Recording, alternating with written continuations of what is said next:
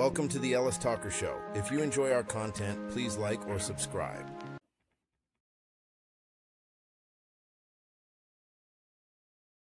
Hi, welcome to the Ellis Talker Show. I'm DV LeBron. Do you have construction needs? Maybe you need something done around the kitchen? Check out K&H Construction with Chris Helms, the local guy from Waxahachie. Let him know DV LeBron sent you. Today, this is one of my good, happy interviews. Today, my very special guest is Master Gunnery Sergeant, Mr. Brent Dorrough. How you doing, sir? Doing great, buddy. Good to see you. So I wanted to have Master Guns on to talk about the Veterans Treatment Court, something very near and dear to my heart in Ellis County. And he is the one leading the way on this thing right now. And he's the first. He started this with the help of Judge Wallace, started this from ground zero with nothing and made it work. Meeting you at a church, talking about what you're going to do next, to seeing you show up at this thing as leading this, it's a very Master Guns thing to do there. Yeah, right. Definitely a very Master Guns thing to do. So tell me, I want to know a little bit about you, and then we'll kind of get into the court. Man, 30 years in the Marine Corps. I got out and did something that wasn't very exciting, and it bored me to death. It was actually a decent job. It was good work, good pay, but it wasn't fulfilling. So, that type of stuff, you run out of gas pretty quick doing that. So I felt like I needed to do something that I felt was contributing to the fabric of society in some way. I started looking at things at the county, and I just happened to find this. I was not in line for this, and it was kind of a last minute deal, and then it just kind of fell in my lap, and praise God. I mean, it's been the second best job in the world I could ever have. Yeah, I mean, I remember talking to you about it, and you trying to find your way in there.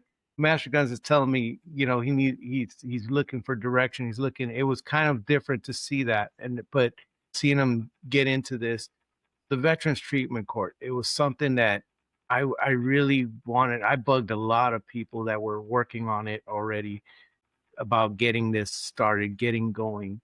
And I have no idea exactly what it took to get. I knew that there's grant writing, there's a bunch of stuff. So tell me, how's it been to start this, and how did it start off?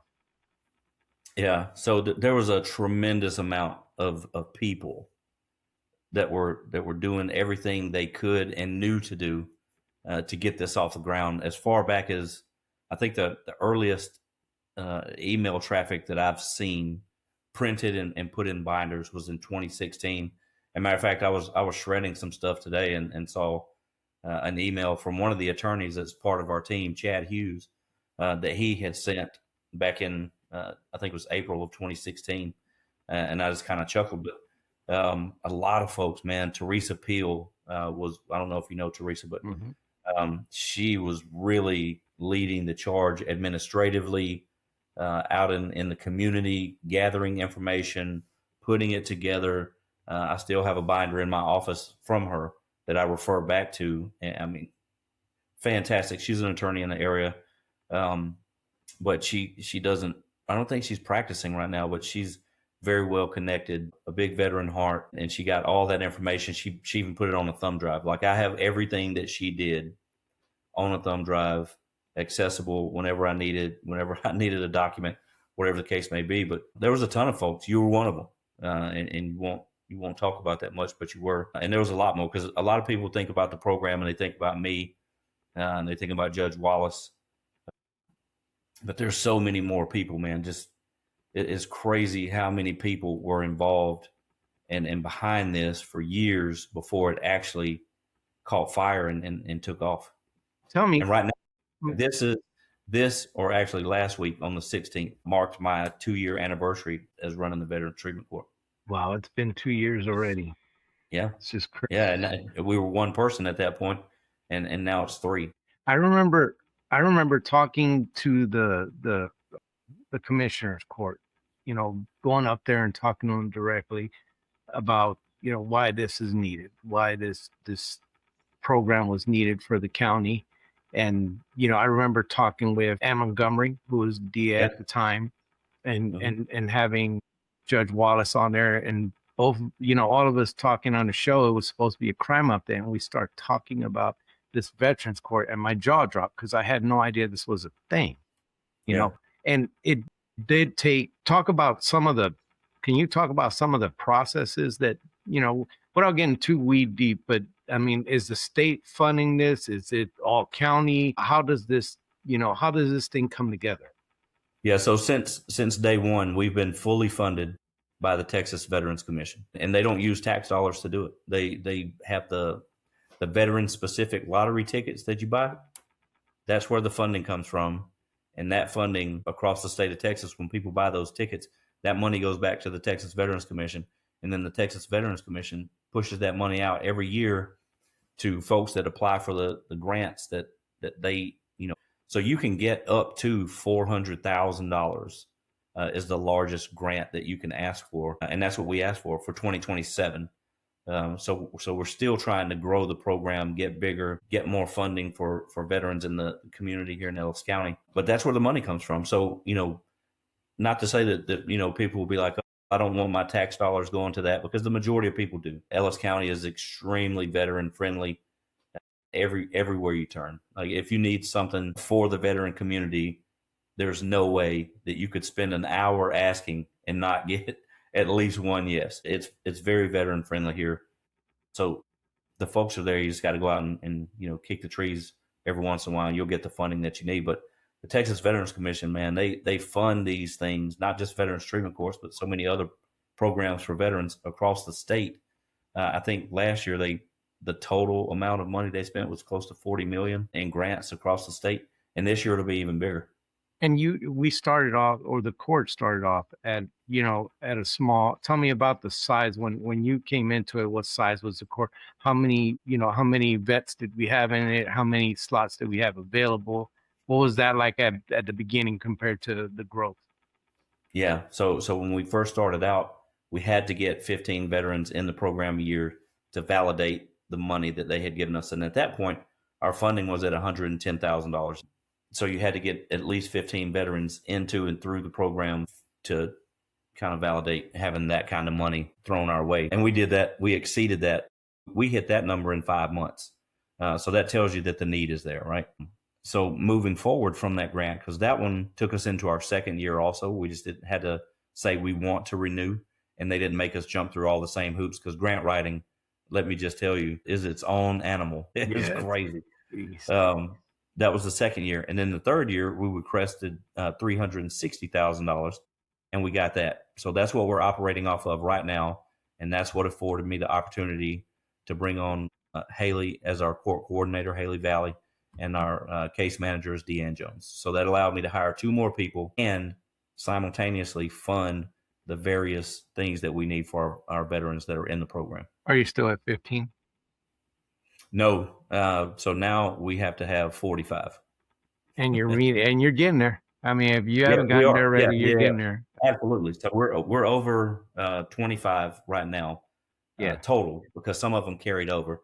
But we have 16 in the program right now. We've graduated 12 so far. Yeah, and it's just amazing to see how it's grown and going. And you know, I've been doing these political interviews, and I have been bringing up to all the judge candidates and anybody running for the county. Hey, you know, just want to know how you feel about the Veterans Court. It's been all positive all the way around. You are right. I mean, this community really embraces veterans, and I'm grateful. I want you guys to know I am so thankful. I will never feel worthy for the love that you give us. I mean, never. But I am grateful that you do. Thank you. There are some people that may have said, I may have heard it once or twice, but that was like maybe what the beginning. Is this a slap on the wrist for a vet that does a bad thing? No way. Ask them. I tell you what, ask the veterans that are in the program, because I think probably at least one a week tries to quit. And I mean, they have the option to quit. Like they can drop out of the program. We don't encourage that, of course. And then, you know, if they do try to quit, they have to have a conversation with me, and then I'm usually able to remotivate them in some capacity. So we get them back, you know, back online with just a little bit of recalibration, and then, you know, they're pretty focused after that for the most part. We do have some that just won't comply. We've had to remove 3 from the program, and I hate to do that, but our program has teeth in it. So you're either complying or you're not. There's no gray area. So we are a little bit probably more compassionate towards certain things in the initial phases of our program because they're overcoming some demons, and we expect there to be some problems as they're doing that. But we're not going to just let you continue to do those types of things. You have to show that you're willing to work towards improving. And if you don't, you got to go. I mean, there's no way around that because you're taking a spot that somebody else wants. And if you don't want it bad enough to fight for it, then we'll show you the door. But as far as the things that they have to do while they're in the program, it's everything that every other person in Ellis County has to do on probation, with about 100 other things layered on top of it, because we're on them constantly. We're calling them constantly. We're doing, alcohol tests. Some of them have to wear devices that test their alcohol 24/7. Some of them have to just show up to the probation office and do the testing there. But yeah, there's way more checks and balances in our program, as most would expect. This isn't the military, but it's military run. It's very regimented, and it should be. And I think a lot of them initially don't love that, but they come back around to that because that was a very important time in their life. And that structure is important to us as veterans. We appreciate that type of stuff. We want to know what you expect of us. And that way we can either meet or beat the expectation. And I've seen that. I've seen at the beginning kind of standoffish, kind of. Oh, yeah. Absolutely. Like, what is this? And one thing that I heard that really stuck with me was one of the participants had a choice to go up to Fort Worth and do this, and really loved how close knit we were and how much we loved on them and tried to help them, that they decided to stay here instead of transfer to the Fort Worth one. That really symbolized who we are as a community and how we do how you guys do the court, how you run that court, from Judge Wallace to Absolutely. you to we cared. The mentors themselves weren't too, how does that work with mentors for people who may not know? Yeah, so our mentorship program is not, a lot of people, when you hear about the mentorship program, I think they feel like it's something that could possibly be micromanaged. It is not. Our mentorship program, we assign mentors. We get volunteer mentors that sign up of their own free will. And all that we ask is that they do it for at least a year, because everybody in our program will probably be in the program for just about a year. Now, you can get done a little bit faster, but most don't. Some do, but it's not much faster. So we ask the mentors to sign up for a year and stick it out. And sometimes they do, and most of the time they do. Some of them have to travel because a lot of them are still intertwined in the military community, and some of them end up traveling, leaving, all kinds of stuff. But we just adjust. I have two folks that are, I guess, our mentor coordinators. Terry Green, who's a retired senior chief, and Chris Wall, who's in the Army, sergeant. I think I may be wrong there, but they oversee the mentorship program now, and that's new. That hasn't been happening except for the past few months. So they're kind of weaving themselves into that fabric and figuring it out as we go. But yeah, our mentors, they're a relationship for folks in the program. And if they're struggling with something, they got to have somebody they can bounce it off of. That's not me or, Haley or Deanne or Caitlin or anybody that's in the core team of the program. So there's, they can tell them things. It's non-retribution. They can tell them things that we're never going to know about. And that's what we want. We don't want to know everything that they're struggling with.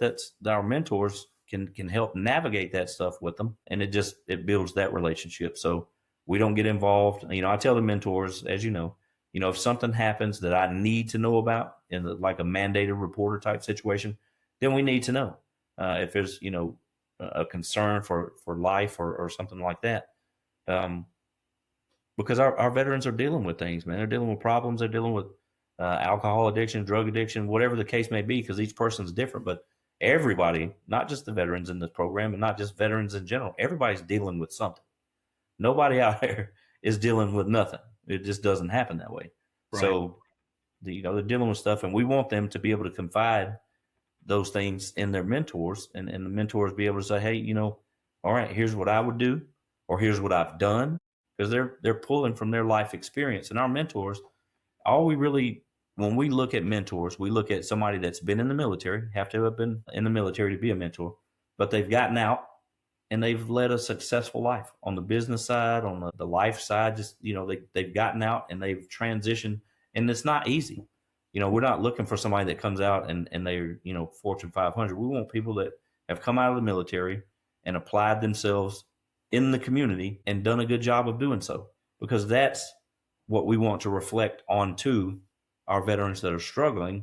That image of, you know what, I didn't know your story before I met you, before you became my mentor.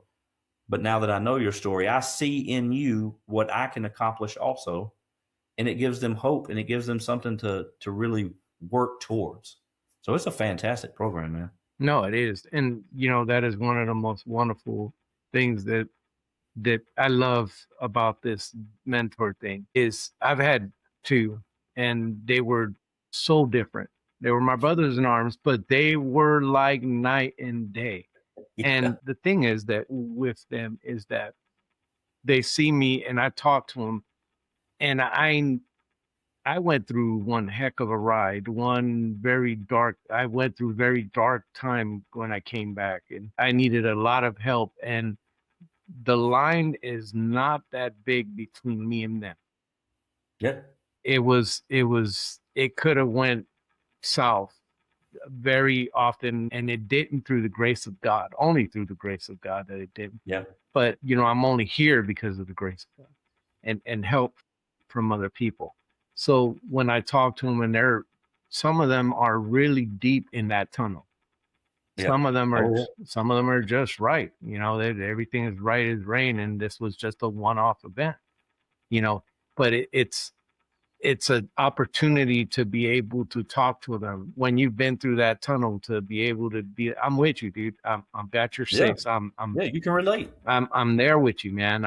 And I don't have all the answers, but I'm with you. You're not alone in this. Tell me. But collectively, we probably do. Somebody does. One of your fellow mentors, one of your folks on the core team, somebody within our group probably has the solution or has been through it, walked that mile, whatever. But even if we don't, we're still all willing to help you get there together. And you guys have done far and beyond. For some veterans, cases are rough. Just want to say, some of these cases are rough. Some are, Vietnam vets, or, very old, lots of health conditions, drug dependency.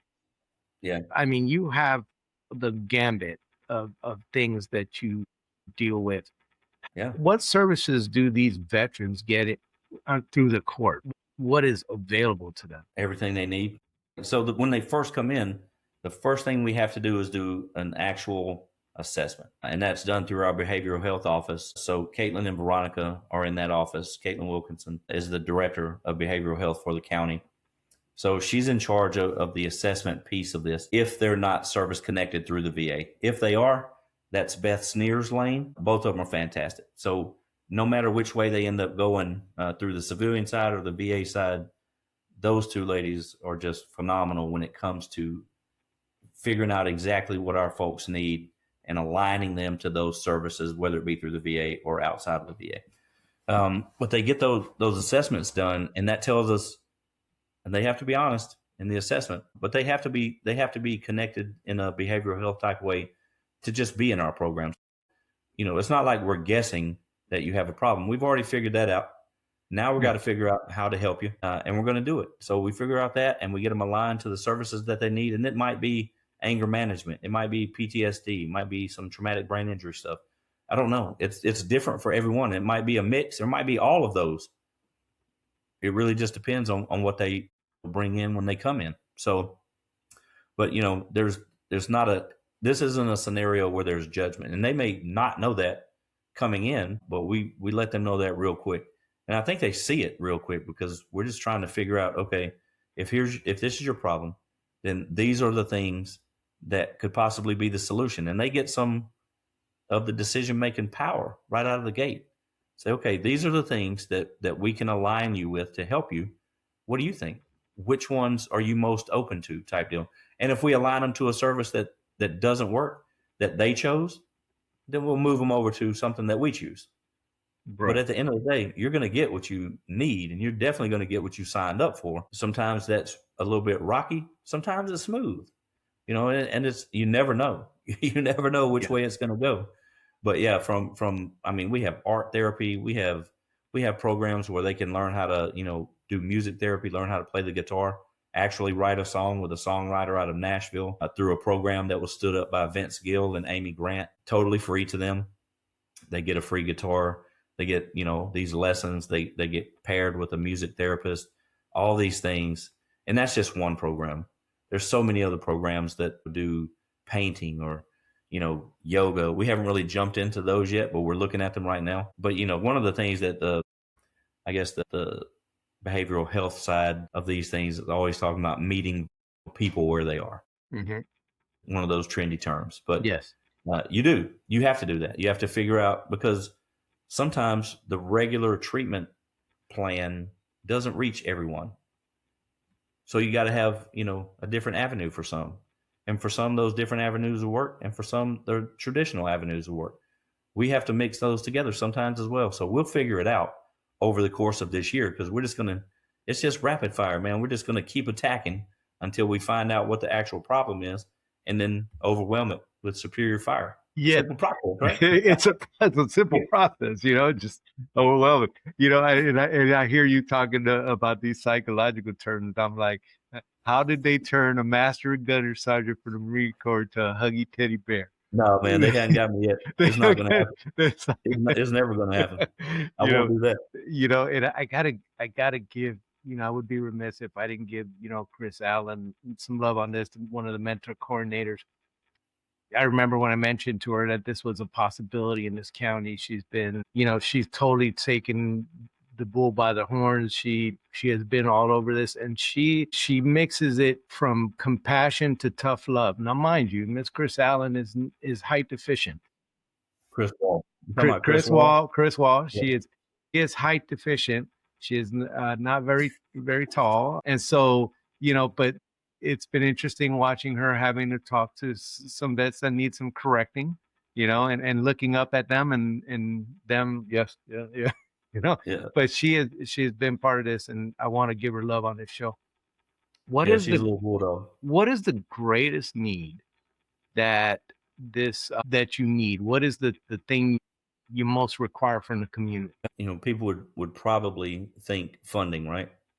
Money. That's not it. Our funding is taken care of. We're good to go on funding. As long as we're able to maintain the grant, we'll be fine. I think it's probably just people knowing that we exist. There's a lot of people that don't. And you know, we tried to figure out early on, when I say we, I mean me, figure out what is well, you got a lot of hats. You're a team leader and the team. So. I was a team of one for a year and a half, man. But it's trying to figure out how to best advertise our program. So it didn't take me long to say, okay, well, I was a recruiter in the Marine Corps for 3 years, and I know what worked on recruiting duty. So I was like, okay, I just need to saturate the area with information, with our logo, with everything that we can. So I could have put up a billboard, which would have cost about $900 a month for one billboard, which is a ridiculous waste of money, in my opinion. So instead of that, you know, we started creating T-shirts and coins and hats and things with our logo on it. So now we give those T-shirts out and those hats out, etc.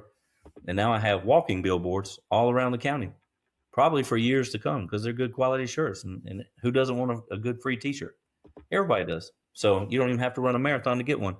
Yeah, I have a few of those. I'm guilty of charge running around with the hat, and you know, I let anybody who knows. I mean, let anybody I can, and you know, we'll sit there, and I remember you were set up on the county report, or the old county report, whatever they call it now, festival. You were set up there, and we were just pulling back. You know, hey, you know, you're a vet, come on, you know, and just trying to get participation. Folks, if you know a veteran that maybe want to help with this, you know, be a mentor, that would be the greatest thing. Having mentors there is a life-changing thing for a veteran. Absolutely. And you know, just telling people about this, because you just never know. That is the worst day of your life, when cuffs go on. And it's especially different when, you know, you're someone who served this country, and that happens, and you think your world is over, and then there's an opportunity, or there's an opportunity that comes up in a veterans court, And, Yeah. And not everybody gets in. We have denied way more than we brought into the program, probably around 3 to 1, maybe even higher. I know the criteria sits with Lindy Beatty, but what have you seen so far as kind of the criteria? Yeah, so our criteria is actually on our website, as is the veteran survey now. It's scrolling. Yep, that I need to plug that, because the survey that we have on the website, man, we really need people to take that survey. And it's not just for veterans, it's for those that are around veterans or married to veterans or the parents of veterans or the siblings of veterans. It's for everybody. It's right there. We want them taking the survey more so than the veterans, because the veterans oftentimes aren't going to ask for help. We're just stubborn like that, right? So Right. We don't want to ask anybody for help. Never been accused of that. Yeah, sure. So never been accused of that. But our loved ones will tell you what the problems are, and this is what my veteran really needs. So we're trying to align veterans to specific services here in Ellis County, but we need people to take that survey so that we really know. You know, when I go to the VA, big VA, and say, "Hey, this is what we need in Ellis County," you know, I have some stats to back it up. Yeah, it's there. Guys, you could go right in, and I've been scrolling that site on the bottom. Make sure you check that out and do that survey. Anything that can help this court, you know, I'm asking you, you know, as part of your community, to help out any way you can, because this is changing lives. When they're done with the and I failed to discuss that, when they're done with the program, what happens to their record? It's expunged. So it takes about 90 days. We just learned that not too long ago. So it's not immediate. It takes about 90 days for it to get through the cycle at the state level, but that record is expunged. You know, it goes away. It's completely erased from their record. They never have to talk about that again. It's gone, and it opens up so many doors, man. It's huge to be able to just erase that and get a fresh start. And if anybody deserves a fresh start, it's somebody that volunteered to take and put their life on the line for all of us across, you know, the nation, not just Waxahachie where we're located, not just Ellis County, not just Texas, for everyone. There's so many other things they could have done, but that's what they volunteered to do. So, yeah, I have a hard time when people want to talk about somebody not deserving this opportunity. And it's usually just from a standpoint of them not knowing. It's just ignorance. When you educate them and tell them how it works and why it works, et cetera, then they kind of come on board at that point. Up until the point of death is what we signed up for. Right. Yeah. And it's you know, it doesn't, I mean, once we sign our DD 214, we go into this community, and a lot of us are doing big things and trying to help. But that's the whole thing. I've had veterans on the show, so many veterans that come out, and we don't sit on our duff. Many of us are trying to participate either in the political process, in helping others. Helping others seems to be the theme. You know, service before self.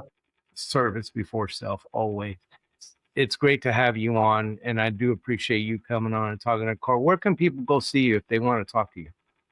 So you can come to the historic courthouse. We've moved into the basement floor of the historic courthouse, and we have all the, you know, signage out in the bottom that points you to where we are. But just come in there. It's a big circle. If you're lost in there for more than 5 minutes, you should probably just leave. Because it's a circle. Like, you can check every door in there in a couple minutes, but you'll see our area. It's highly decorated, as you would expect, with the flags outside of our office and all of that. And we'd love to talk to you. Anybody that comes with questions, you can call us. As you saw when you brought up the website, you know, our information's on there. You can call us, email us, stop by, come by and get you a T-shirt and a hat, man. I'd love to have everybody advertising for me. Definitely. And Master Guns, is always good to talk to you, my brother, my arms. Master Guns, don't mess with the man, the myth, the legend. Thanks a lot again for coming on, and can you stick around after the show real quick? Absolutely. Thank you so much. You're welcome, brother.